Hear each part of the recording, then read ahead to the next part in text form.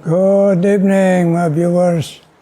Isa naman ini ka pribiliyo na iya sang Ginoo naton kag bugtong manluwa sa Jesus. Pribiliyo sang langit nga sagrado na makabati naman kita sa laygay sa pulong sang Ginoo. Amen. Amen, mga viewers of the world. Abay pa nga sa gihapon, masaling kita, thank you Lord, sa ning imo broadcast. Amen.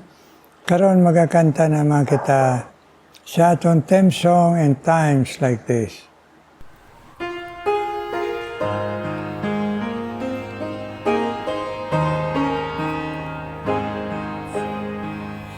In times like this, you need a Savior. In times like this, you need a Lord. Be very sure, your anchor holds, and is a solid rock.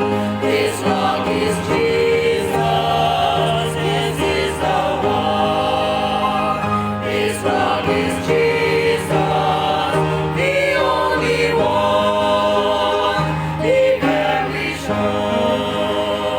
Be very sure, your anchor holds, and brings a solid rock. In times like this, I have a Savior. In times like this, I have an anchor. I'm very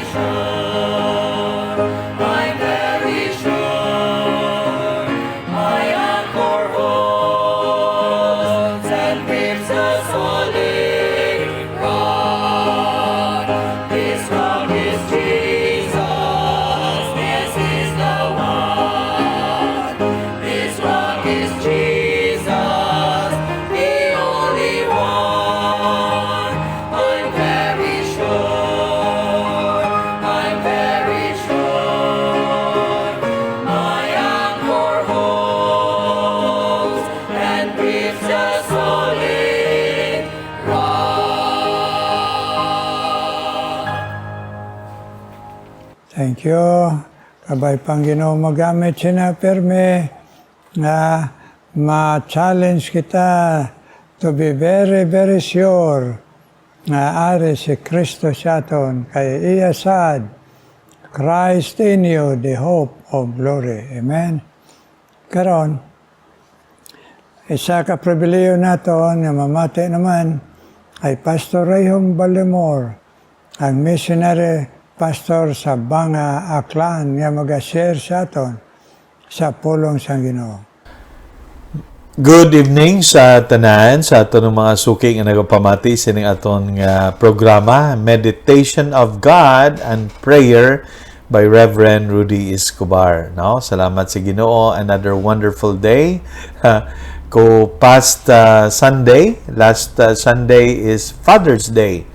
Kag salamat sa Ginoo. But ang aton nga lesson nga natun-an naton, wala naton natapos. So tapuson naton subong, no?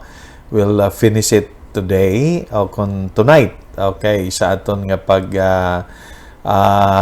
pamalandong sa pulong sa Ginoo. But before that, gusto naton nga pasalamatan ang Ginoo sa sining ministry of prayer and meditation of God, especially gid sa aton nga host, no? Reverend Rudy Escobar kag nang Luz Villa or nang Nini Escobar, no? Salamat sa Ginoo sa ilang mga kabuhi. Kag indeed, God is so good and faithful to all of us, especially sa aton mga viewers and listeners. Thank God for your lives, sa inyong pagpangabuhi. I know may mga na-encounter man kita nga mga challenges sa aton kabuhi. Yet God promises us that He will strengthen us. He will sustain us by His grace. Ang nanghambal niya kay Apostle Paul, my grace is sufficient for thee. And hambal pa ni Apostle Paul pagid, I can do all things through Christ who strengtheneth us. May God bless our time together with His Word. Magapangamuyo kita. Ginoo, salamat Lord all throughout the day. Ginpuno mo kami sa imo mga bilidon nga pulong. And tonight, sa amon nga pag-meditate before kami magpahulay, kabay pa mag-encourage ini sa amon. Upod sa pangamuyo man ni Reverend Rudy Escobar. Thank you, good Lord, in Jesus' name and in the power of the Holy Spirit. Amen and amen. Okay, we discussed last Sunday, about the portrait of a godly man. Ang father naton, they are not perfect, but they can live a life that is righteous, godly, with integrity. That means the just man walketh in his integrity. And you know what? His children are blessed after him. Grabe, no? Ang isa gali katatay, kung nagakabuhi siya, dira sa Ginoo, ang mga bata, mag-aani man sang blessing. They will be partakers of the blessing that comes from God. Okay? Hindi man ginhambal sa Bible, magmanggaranon ka, pero kanami sa pulong sa Ginoo, it's because ang gugma, joy, kalipay, no, love, joy, and peace cannot be bought with a money. Cannot be bought by money, sa kwarta, di ba? And amo nang isa ka blessing dira. So karon padayonon naton kay ara na kita sa letter T. Okay, T. Now, una, letter F sa father bilang a word naton is a person, a man who fears God. Okay, recap lang naton. And letter A person or a man who acts in love. Hindi lang yaw words, but also action. May action. Amo na iya kinahanglan naton himuon sa aton kabuhi kung anong ginahambal ta, obrahon ta. Hindi lang maay kita maghambal pero hindi naton obrahon. Kay ginatulok kita sa aton nga mga kabataan. Okay? Now, ang gugma nga ginatawag dira, nag-set aside gid sang time. Time, ha? Ang mga bata naton kinahanglan na sila tion. Time, being present with our children who are involved in sports, okay, who are also involved in academic nila, aragi kita, makita nila nga supportive kita sa ila, okay, kag makita man nila aton sakripisyo para sa aton bilog nga family, okay, kag makita nila nga nagademonstrate kita sang patience and kindness. Amo ning isa sa mga gina-develop ko gid sa akon kabuhi, being a father, no? Patience and kindness. Okay? Now, let's come to the letter T para matapos naton ini. T means you have to train your children. Train your children. In training, may ara na discipline. Okay? May tama nga nurture sa aton nga mga bata. May ara ko makita abi nga naghambal nga gamay pa ni akon nga bata, hindi kinahanglan disiplinahon. Okay? Kag siling nila, kinahanglan gentle nga pag-treat sa mga bata. Kasi ang gentle nimo, inatawag naton, spoiled nimo. Ina-spoiled mo ang bata. Okay? Maproblema, kagina, magdako na. Kaya mga bata gani nga nakatilaw sila sang discipline. Spare not the rod, no, amo na hambal sa Proverbs. Kay maabot ang tion nga hindi na sila matudluan nga mga kabataan. So sa gamay pa lang, kinahanglan we have to train them, and training them, you are shaping their character. Ang ila batasan bala. Because when a father becomes a teacher and a trainer, he always discipline his children. Way ka man naghambal, way mo ko naghambal nga akon mga bata mabuot na. May mga pasaway man ina nga naagian sa ila kabuhi. Kag naagian ko man sa akon kabuhi. Pero kinanglan sa aton nga kabuhi, you have to think this. Kung nag-train ka, nagatudlo ka, may ara gidya nga discipline. Okay? A father is a teacher, a trainer, and also a father who knows how to discipline his children. Kaya man kung kisa mga bata, kung hindi makaagi disiplina, magbato gina sa imo magdako. And your children will become a problem sa aton pamilya, and not only to our family, they are also a problem to our society. Kita taman na subong, di ba? So masiling kaabing gentle kind. Of course, gentle man kita nga magtudlo, pero kinahanglan may ara bunal kung makasala ang bata, eksplikahan sa iya nga ginhimo nga hindi nami. And the moment nga umanon or liwaton niya, he will do it again, makatilaw gid siya sang discipline. Muna dapat, di ba? Training and discipline shape the character of their children for tomorrow. Tandaan tayo na, mga tatay. Okay. And also, letter H sa father. A father, letter H, is one who honors his family. A godly father treats his family with dignity. Okay? He will honor his wife.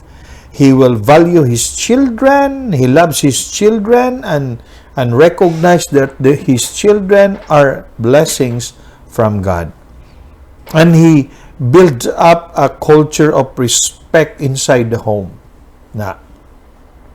Amo na nga isa ka tatay, one who honors his family. Sometimes, no, maayo kita, ang tatay maayo sa iban nga tao sa guwa, pamilya sa guwa, pero iya kaugalingon nga panimalay. Wala niya ginaatipan, kag wala niya ginarespeto, kag wala niya ginahatagan dako nga value sa iya kabuhi. That's wrong. Okay?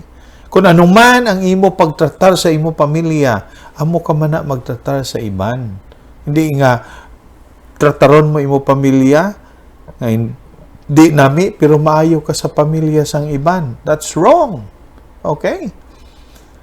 Because kung anong imo ginahimo sa imo family, amo man na ang imo himuon nga maayo sa iban nga panimalay. Di ba? And you become a good example to your children. So a home filled with honor becomes a place of peace. A place of peace. Lugar nga may kalinong. Ang kalinong wala ginabakal. Ang kalinong gina-develop, gina-build up mo sa sulod sa panimalay. So, when respect is given in return, you will also have the respect of others. Ma-reproduce mo ang word nga respect, okay? And second to the last, letter E, encourages with words. Life-giving speech. Words have the power to build and break. Kabalo ka maghambal nga hindi makaguba sa imong relasyon. Nami gid nga manami ka ang imo bala nga panghambal, speaks life and affirmation, corrects without crushing out. You will listen and understand. So encouragement fuels a child's confidence. Ang imo gali pag-encourage, push na sa bata nga mangin confident siya sa iya nga self. So natun-an nimo Just encourage your children. Like for example, ang bata hindi iya masyado palatuon gid, no? Ga-study gid bala. Just encourage. Nga nami kung magtuon kay may ara ka gid isabat kag matapos ka mangin successful ka sa imo kaboy. Study. Hindi anay magnobya.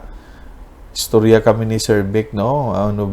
Okay man na magnobya basta kabalo ka mag-control. Di ba? Magastos ko nung magnobya. Ambal pa sa bata ko pa. Kung magnobya ko, magastos. Ay, di ko anay magnobya. Mayo man. Okay. And, again, encourages with words. And the last naton sa father is a person who relies on God. Dependent gid ni siya sa Ginoo. Ini nga tatay, ini nga tawo, nagasalig sa Ginoo. And he acknowledged that he cannot do it alone. He needs help with his wife, his children. Amo gina ako, hindi ko na masarangan ako lang. Kinahanglan ko bulig sa sulod sa panimalay, no? No father can do it alone. It's a teamwork. It's a family matter nga buliganay sa panimalay. One who trusts God daily in his life, one who prays for his family, that person always depend on God's strength in his life. Kapangayo gini siya kusog halin sa Ginoo. Hindi iya sa iya kaugalingon nga kakayahan. Okay? Listen to this. The strongest fathers are those who knows to kneel before God. Nami bala ang family devotion, no? You are together in the family kag ang tatay amo ang mag-lead sa pagpangamuyo, no? Kag pag-share sa pulong sa Ginoo. So again, the legacy of a father nga mabilin niya is the faithfulness of his faith in God. Okay? And we know that a real father hindi lang naga-provide sang ila kinahanglanon sa pamilya, but also a one who leads the family to the Lord, the one who loves his family, and the one who leans, who depend upon God. Okay? So to recap sa aton nga father nga natun-an. Okay? F stands with the one who fears God. A stands for acts in love. Okay? T stands for one who train and discipline his children. H is a one who honors his family. E is the one who encourages with words. And lastly, R, the one who relies on God. So, may God bless His Word into our hearts. Kabay pa nga ang mga tatay karon nga nagapamati, ma-apply naton ini sa aton nga mga kabuhi. God bless us all. Magapangamuyo kita. Heavenly Father, buligi kami nga mga tatay, and thank you, Lord, that we have a Father in heaven that we can call anytime. Thank you, O God. This I pray in Jesus' name and in the power of the Holy Spirit. Amen and amen. Good evening sa tanan, and we'll join our hearts together sa pagpray ni Reverend Rudy Escobar. Amen. Thank you, Pastor Rayo. Ay Panginoon, padayang gamit sa imo dira sa Aklan. Upod sa imo kaupod si Ma'am Bing, imo duha ka anak si Jason Jaser. Ikabay pa, madamo pa ang mga Aklanon nga kapalapit sa Ginoo nga bugtong manluluwas. Amen. Karon mga muyo kita mga viewers. Thank you, good Lord, sa imo pulong nga napadayon mo Ginoo laygay samon. Kada broadcast Ginoo alas 8:30 ng gabi. Thank you, good Lord. Kaya na mga viewers Ginoo, madala ko sa imo nga kabay pa nga sila nga mga nga nagapangamuyo kag sila Ginoo nga nagahandom Ginoo sa imo nga magatubo sila nga mabakod sila pagtuo ag sa ila mga panghangkat sa kabuhi nga himo sila Ginoo victorious Ginoo. Ako nadala sa imo Ginoo, ikaw magapadayan pag-bless kay Aldrin Madalag kay pamilya nga nagabulig sini nga broadcast. Nadayon ka encourage sa iya sa malipayon nga sa pag-participate sini agi pa i-bless mo siya. Mga maayo safe trip niya perme pakadto sa Manila Ginoo.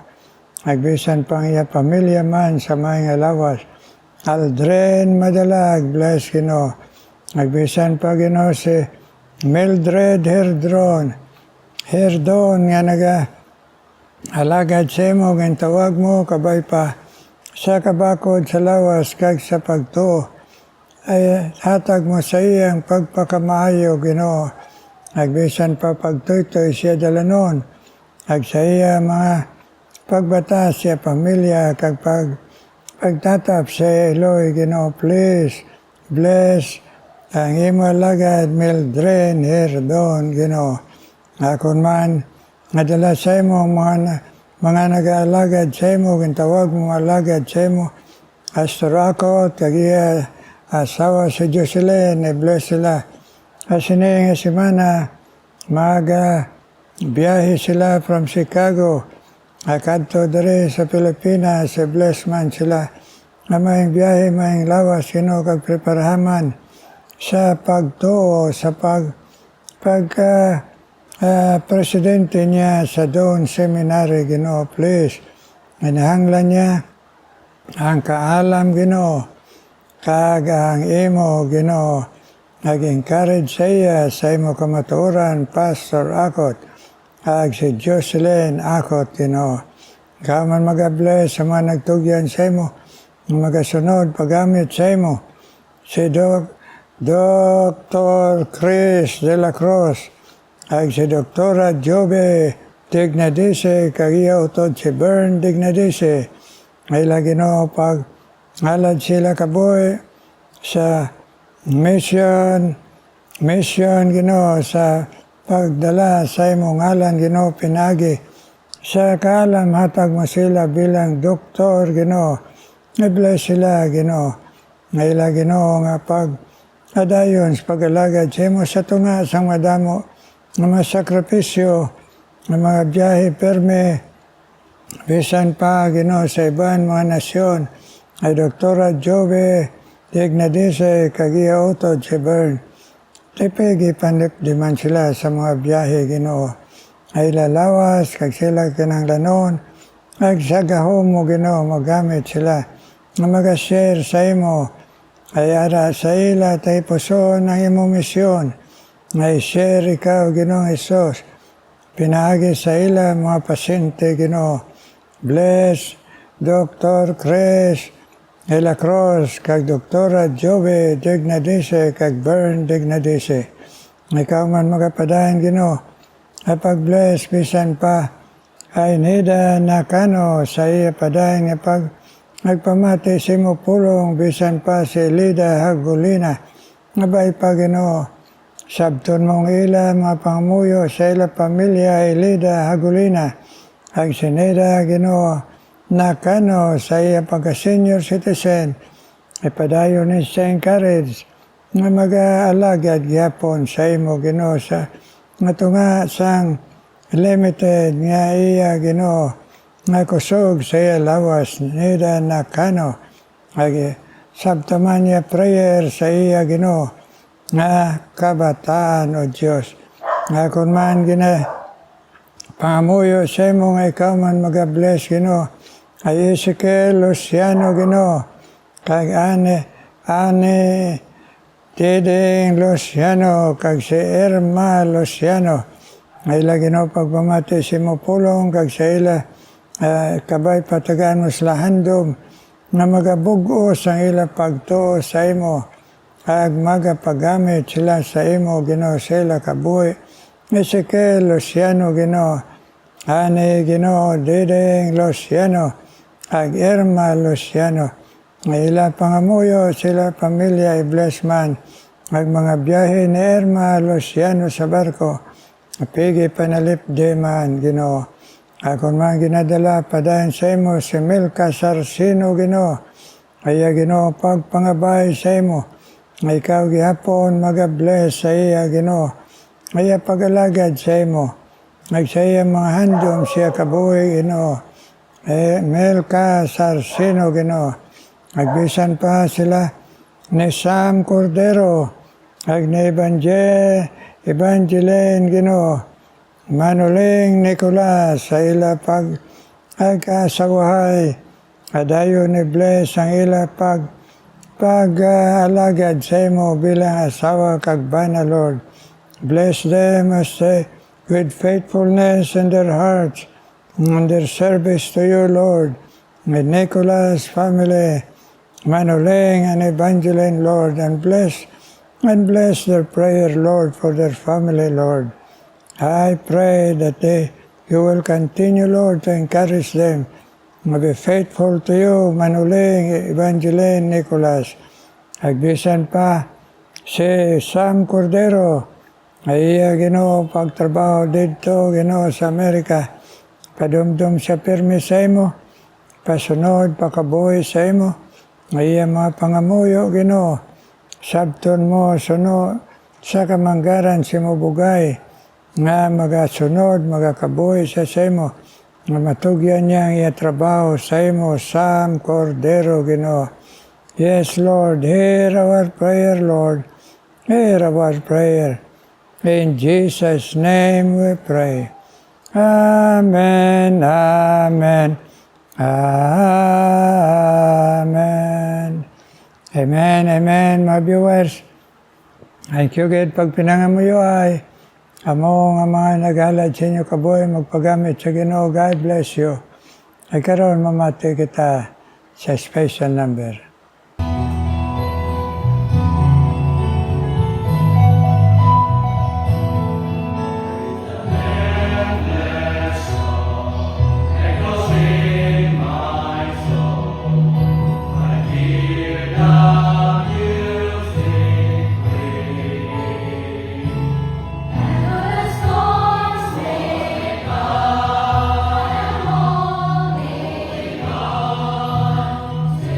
To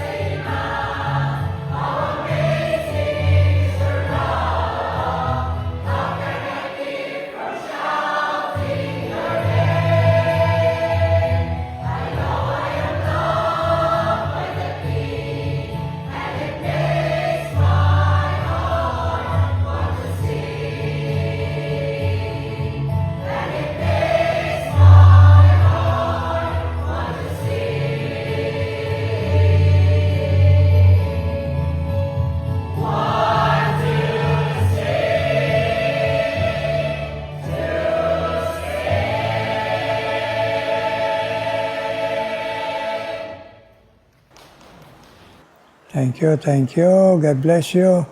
Nga nagatag sila nga tingog, paghalad para sa himaya sa Ginoo kag sa Ebanghelyo ni Kristo. God bless you. Pagtanan kita, viewers, kamalagad sa Ginoo.